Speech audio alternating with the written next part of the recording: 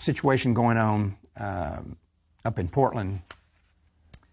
And we're joined by Bill Diss from Portland. Now, Bill, as I understand it, first off, welcome to the show.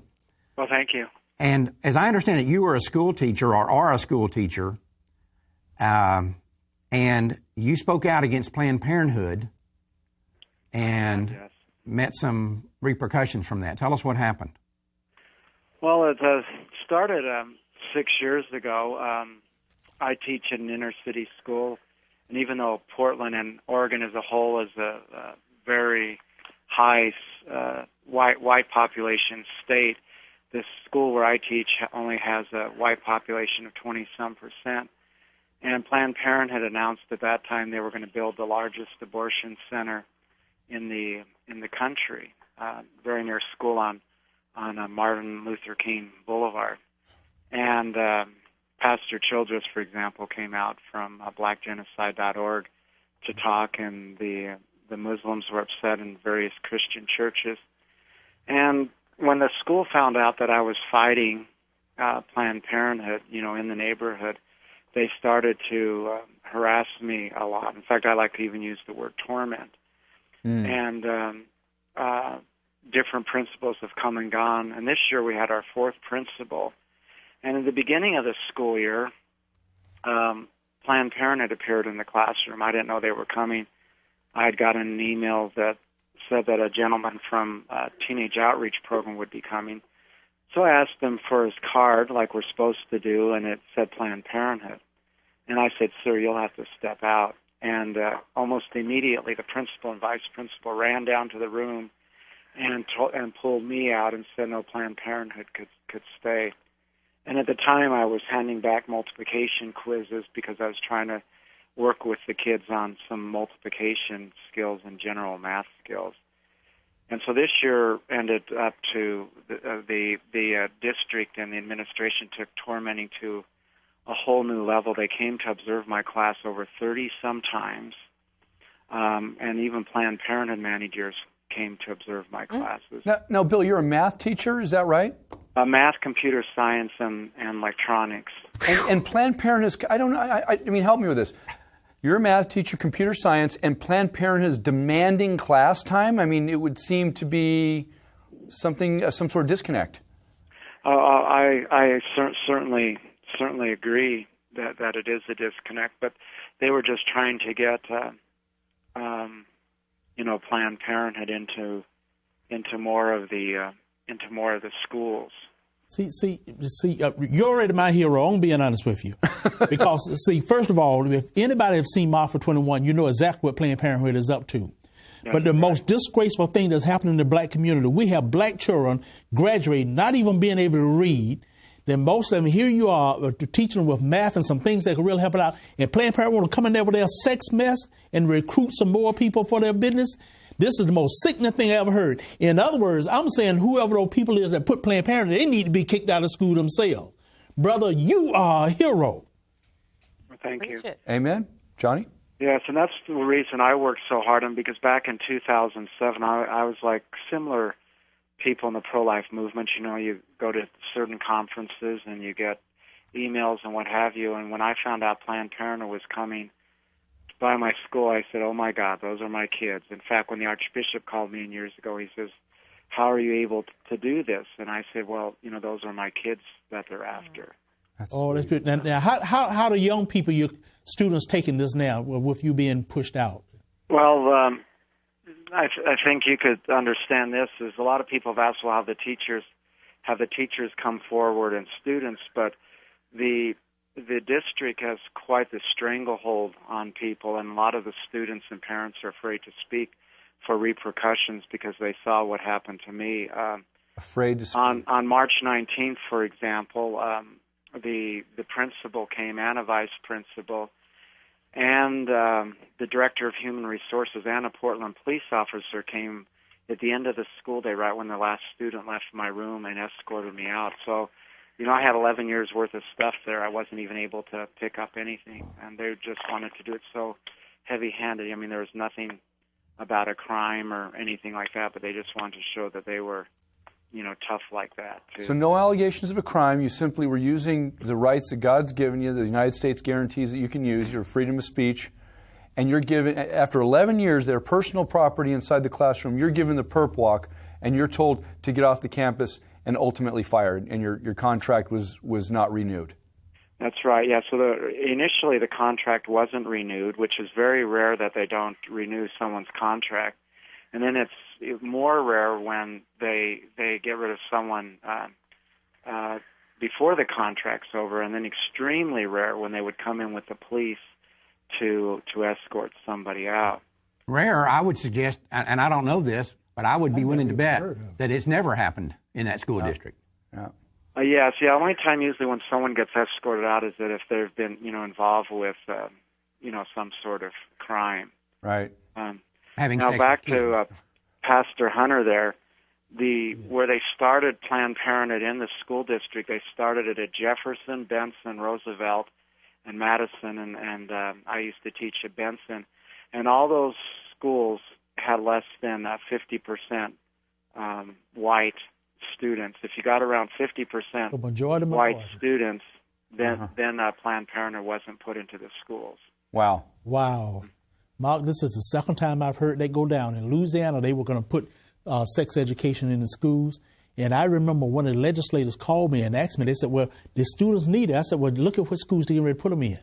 And she checked and found out they were only putting them in black schools. Well, and when she sat in a committee and said, well, let's put them in other schools too, they killed it. Right. Well, look, in Alpha 21, we found that situation where in Baltimore, or I think it was Baltimore, Maryland, when they started giving out Norplant in junior highs and high schools, 100% of them were in black schools, right, not in white schools.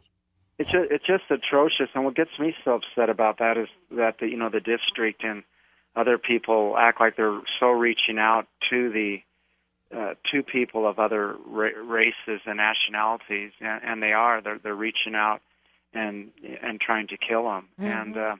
And my guiding rule for teaching is I look at those children like my own. So when Planned Parenthood came in on September 17th, and I told them they would have to step out, I wouldn't want Planned Parenthood, speaking to my children, my own biological children. So I certainly would not want them. That is so wonderful, because if the Klan had walked into your classroom, I am sure you're the kind of person who would put them out. I'm not so sure about your principal. Well, no. In fact, the principal is very much into having them there. And the other listeners should know on the show that not only can Planned Parenthood come in and talk, but Planned Parenthood is actually able to have the kids for the whole period. We meet for an hour and a half every other day, and Planned Parenthood is able to take the kids in their classroom, and Planned Parenthood does not have to have anybody else from the district Watch what present. they're doing. Oh my! So and they're violating computer science and math, right? Right, and they're violating all sorts of district policies, because recruiters are not supposed to be with the children alone. Recruiters are not supposed to offer large cash gifts, and they're giving the kids $30 to take these very sordid sexual surveys. And one thing that gets me worried with that is that Planned Parenthood will have that information forever. Mm-hmm. And if as these children grow up, Planned Parenthood can say, "Oh, well, look, back then we have this information on you," and, Right. And I think that they'll use it against them. Well, Bill, we have joining us by phone is Father Frank Pavone from Priest for Life. Father Frank, you've seen this as you travel around the country and other places. Yes. In fact, I was just thinking, Bill, as you're telling this story, we often hear the pro-life people say, well, we're going to outnumber them because our side is having children and theirs isn't. And that's true. But what the Planned Parenthood types try to do to make up for that is just what you're describing. They want to take over, control the educational institutions, and corrupt the children of pro-life people. The stand you're taking, the example that it gives, when all of us can say the same thing from our own experience, when we're mistreated for standing up against the abortion industry, this has got to be a rallying cry to our people, not to be silent, but to speak. And that's why I'm grateful to you for what you're doing, speaking out, because, and there will be a lot of people who will respond to that. They will speak precisely because they're trying to silence you. Yes, and we certainly have to do. In fact, the Archbishop here wrote quite a support letter for me and mentioned that, you can't get rid of topics where there's, a lot of contention by getting rid of people who speak on the opposite side. Apparently you can. And it's so sad that our school district has the same number of students that had back in 1920. In other words, the population of the city has gone up, but it is the contraceptive and abortive mentality of Planned Parenthood that's just preventing our city and other cities for people for having children. Our school has dropped. Our school district's dropped by about half since the 1970s, and my own school district, in the 11 years I've been there, when I came, they had 1,600 students. Now they only have 800 students. Wow. Hey, Bill, we want to applaud you for what you're doing and the courage that it takes, and I'm trusting that God is going to provide another opportunity for you. Thank you. It's going to be better than the one you left. But I think that's something that's real important as we look at this from the standpoint of them targeting minorities. Yes. That in the 1920s, there was a grandmother who was a teacher. Is this in the same school district? That was fired because she... Oh, yes, my grandmother. No, it was actually in eastern Colorado when the Klan controlled everything, just like now Planned Parenthood does. But yes, my grandmother was fired because she was a Presbyterian, and she was going out with my grandfather, who was a Catholic, and the Klan didn't want any of that, so they had her fired. So really nothing's really changed.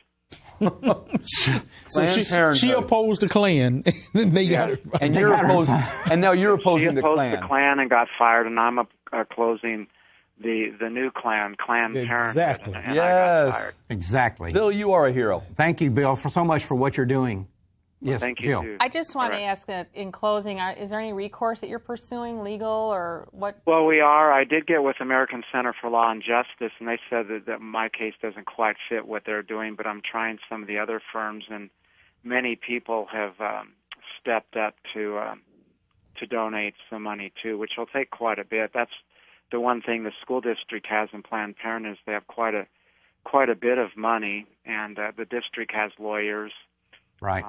And some high-paid people who are... Now, how about your Teachers Association? Is Teacher Association helping you out? Yeah, the teacher union has been helping. In fact, we had a meeting the other day, and she was quite stellar. Well, good. Well, listen, I think God's going to open up a door that's better than the one that you got thrown out of. That's what I believe is going to happen. Amen. All right. Well, thank you, and God bless all you. Well, thank you, Bill, for joining us today. Thank you. All right, you bet. I mean, wow. What? There's nothing else. See, Mark, remember you put out the little thing that shows the zip codes of where these places are. Right. And I noticed that in Portland, ain't that many black folks in that place. There ain't many. I've been to Oregon many times. It's pretty white. And yet they found a place, and they found a school where 80% is, and that's, whoa.